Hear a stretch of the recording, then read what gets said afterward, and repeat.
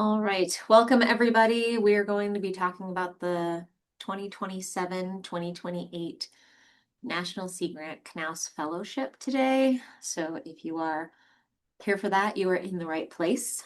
My name is Lisa Eddy. I am the Research and Education Coordinator for Virginia Sea Grant. I've been here about 3 years or maybe a little bit more. So this is my third season of running the Knauss Fellowship. If you have any questions as we go through, please either raise your hand or throw them in the chat and I will answer them the best I can. We're going to jump right into it. But before I go into Knauss specifically, I know a lot of people haven't heard of Sea Grant before. So what is Sea Grant? Sea Grant is an offshoot of NOAA, and if you think of all of the problems that NOAA is dealing with at a national level, the Sea Grant programs, which are housed in 34 different states, pretty much every state with a coast, including Guam, and then some of the territories like Guam, Puerto Rico. The Sea Grant programs look at those issues on a state level or a regional level. The Knauss Fellowship itself is at the national office, so they're going to be again looking at those issues that NOAA and Sea Grant look at on a national level. Sorry, I'm gonna turn off the little waiting room thing. But yes, Sea Grant has 4 focus areas. It's sustainable aquaculture and fisheries, healthy coastal ecosystems, resilient communities and economies, and environmental or marine education and workforce development and literacy. All right, now moving on to Knauss, because that is why we are all here. The Knauss Fellowship is kind of the crown jewel of the Sea Grant program, I think, as far as policy is concerned. It is a 1-year fellowship up in Washington, D.C. You do have to relocate to that area. Currently, the start date is in June, so for anyone who has applied before or has followed Knauss, that is a change. It normally starts in February, but they're trying to reorganize it based on the funding schedule and also the congressional schedule. So this will be the first year that we are officially running it with a start date of June 1st.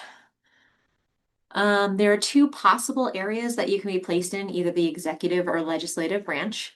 The executive branch is going to be things like NOAA, Fish and Wildlife Service, the Navy, Department of the Navy, things like that. One thing to note about that is executive branch is going to be a little bit more standard time, more of a 9 to 5. And there's going to be long-standing issues that you're going to address, things that have been happening for a long time, things that groups like NOAA are already working on figuring out. And then on the other side, the legislative branch, with that, you're going to be placed on either a committee or in a personal office of a party on either side of the aisle. So keep that in mind. The hours may be a little bit more sporadic, but you are going to be dealing with, let's say, cutting edge issues or very current and to date issues because there are things that are going through the congressional committees at that time. So those are the 2 different areas that the Knauss Fellowship follows. As far as eligibility, there is a change to this year. As far as the U.S. citizenship requirement, normally this fellowship has been open to non-citizens. That is not the case this year. If you have any questions about your particular citizenship status, or if you have dual citizenship, please shoot me an email. I will put my email in the chat and it'll be on one of the slides. And we can just talk about your situation before you go through applying. All right, you also have to be enrolled in a degree or a graduate program between fall 2025 or June 2026. The graduate degree has to be awarded through an accredited institution, and then you have to obviously have some kind of interest in ocean, coastal, or Great Lakes resources and policy. You don't have to have, and when I say interest, you don't have to specifically have experience. If you were a policy or a law major who's just kind of getting into the environmental science side of things or the environmental policy side of things, that's totally okay. Or if you're a marine or coastal science student with just a little bit of interest in policy with not a whole lot of experience there, that's okay too. It goes both ways, so to speak. All right. And then other eligibility criteria coming down from national office. Dual national citizens, dual citizenship. If this applies to you, again, please reach out and email me. Um, Obviously, you can't contact potential host offices prior. Everything has to be done through the Sea Grant program. You are going to have to pass a background check. And if you have applied before, that's fine, so long as you have not been accepted as a national finalist. So if you have applied to Virginia Sea Grant before and we have said no to you, you are more than welcome to apply again. If you did go up through the national process and were selected as a finalist, you may not apply a second time. All right, so the timeline. Um, the important date on here is June 3rd. That is when your applications are due to me here at Virginia Sea Grant. Those will be submitted through our website. Sherry, if you don't mind dropping that link in the chat, it's just vaseagrant.org. You can find the Knauss page. Um, so they go in right on our website by June 3rd, and I will say by 5 p.m. I'm going to stress that because most of Virginia Sea Grant stuff is due by midnight, but National Sea Grant does require 5 p.m. Thank you, Sherry. After that, what happens is we go through our own review process, kind of an internal state process, to get down to 6 finalists for the state. And that is sent up to National Sea Grant by July 8th. So by July 8th, you will hear from me or someone at Virginia Sea Grant letting you know if you have been selected as a finalist or not for the state of Virginia. Those 6 finalists will be notified by September 9th. Asterisks, they're usually a little late on this, but by September 9th, if they've been selected as a national finalist, and once you are selected as a national finalist, you have a position. You won't be guaranteed executive or legislative, but you are guaranteed a position. So as of that September 9th-ish date, you should be able to start planning and making plans to move to DC and take on this fellowship or job opportunity. Once you are a finalist, they will let you know if you're going to be executive or legislative by October.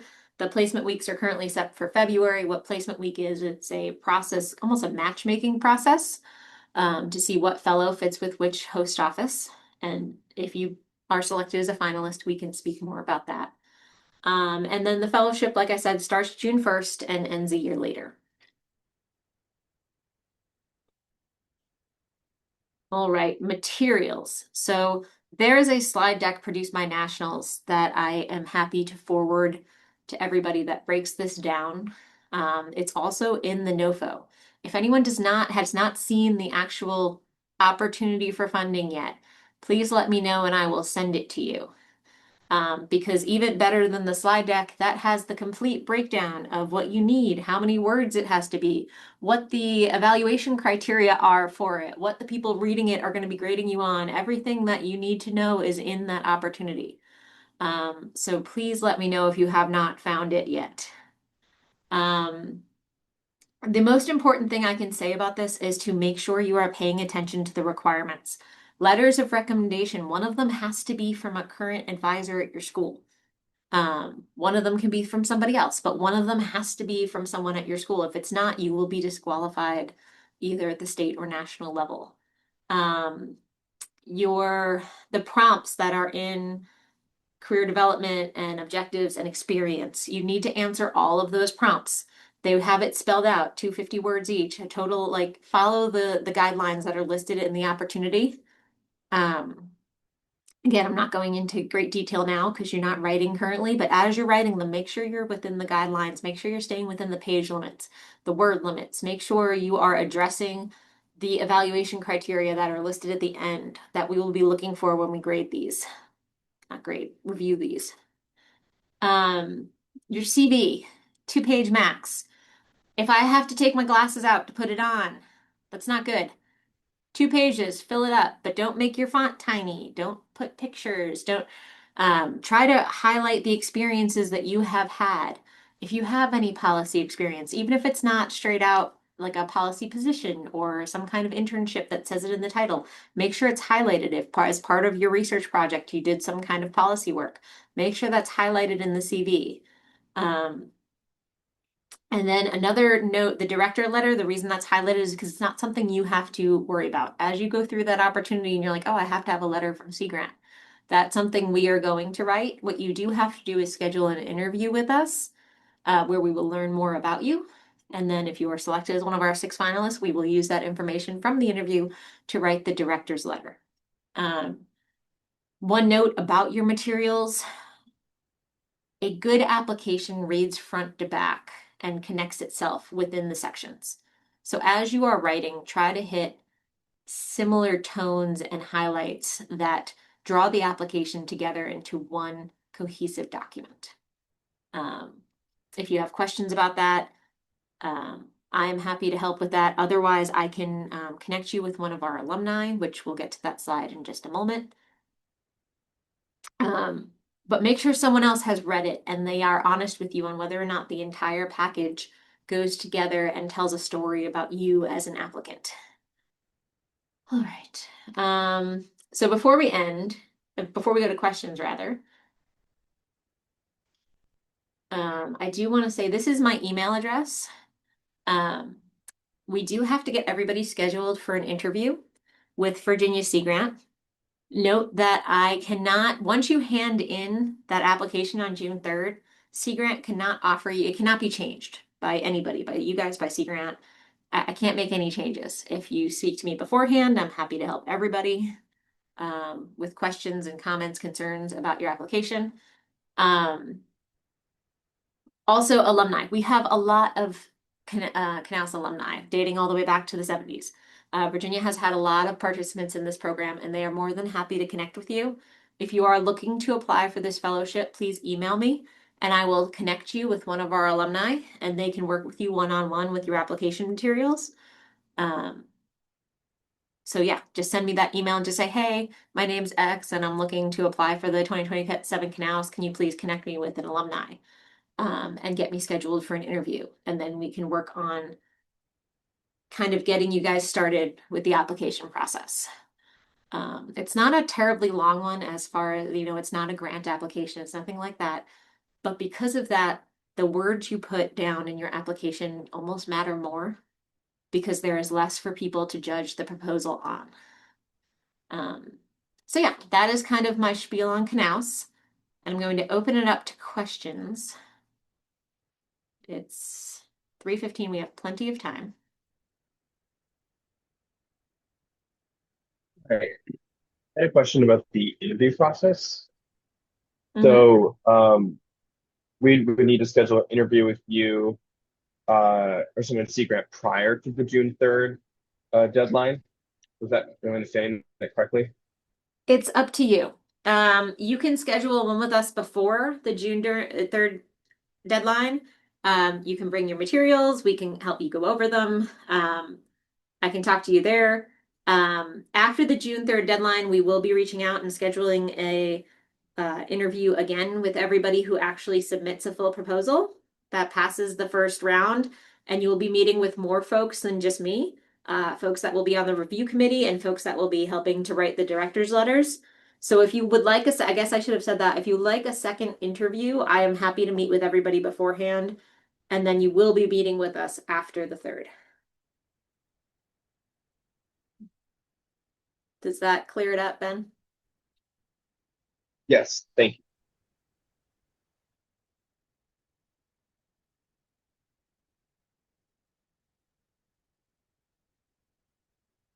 Are there other questions?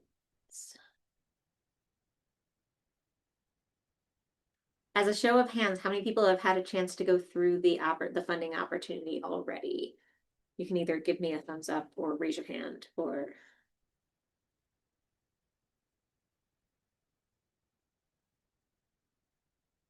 that works too. Emojis are good. All right. So as you go through that funding opportunity, if you have any questions about the amount of the grant or the length of the grant or what you could spend the money on, what happens with our fellows is you are a William and Mary employee. So you are a W-2 employee here with William and Mary, and the grant is worked through Sea Grant. So you'll get a every 2-week check if you are selected as a finalist for the year that the fellowship goes on. Sherry, did I miss anything? I'm sorry, I didn't have Sherry introduce herself. Sherry, would you like to introduce yourself? This is Sherry. She's our finance officer. Sure. Hello, everybody. I'm Sherry House, and I'm the financial officer for Virginia Sea Grants. So I will um, kind of be in the staff group that works with you and helps you with any issues during your time with Virginia Sea Grant and the Knauss Fellowship. Thanks, Sherry. Does anyone have any other questions? Oh, hold on. Do we get There's a the travel question stipend? Yeah. regarding, yeah, okay. Do we get the travel stipend as a lump sum at the beginning? No. So it's a $5,000 PD stipend, professional development slash travel. And we run it here because it comes in as a grant. So you will have almost like a $5,000 account with Sea Grant. So you would say, okay, I want to travel to the aquaculture conference in Washington State. And we would say, okay, and we run the travel. So we would book it through, depending on what you require for the travel, you'd be using our site, which is Workday. I don't know how many of you are familiar with Workday. But you'd book it through Workday, just like a regular employee would. And then towards the end, any of the funding that is not used, we can use for relocation costs to get you out of DC, kind of as a last payment. So Danielle, did that answer your question?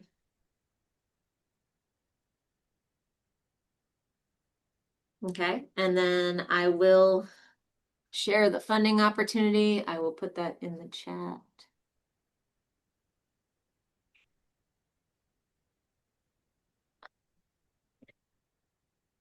I know we just had somebody come in a little after we started. We've gone through most of the fellowship, so if you have any questions, please feel free to ask. Otherwise, we'll be putting the recording up on our website within the next few days.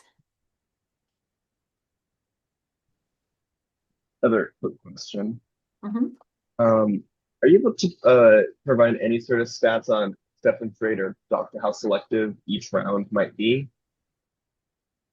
Sure. So normally, honestly, the Virginia competition is sometimes stiffer than the national one as far as numbers go. We usually receive anywhere from 18 to 30 applicants, and we can only send 6 forward to the national competition.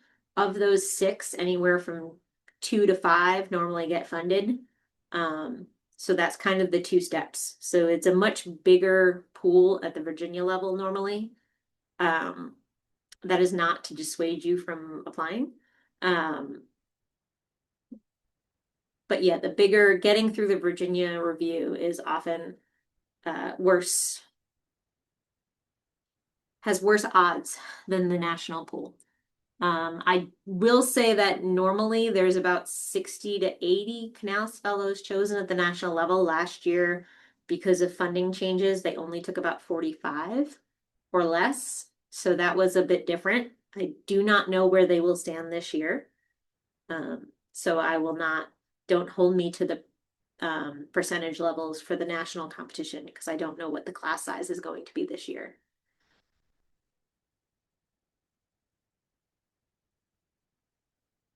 Any other questions?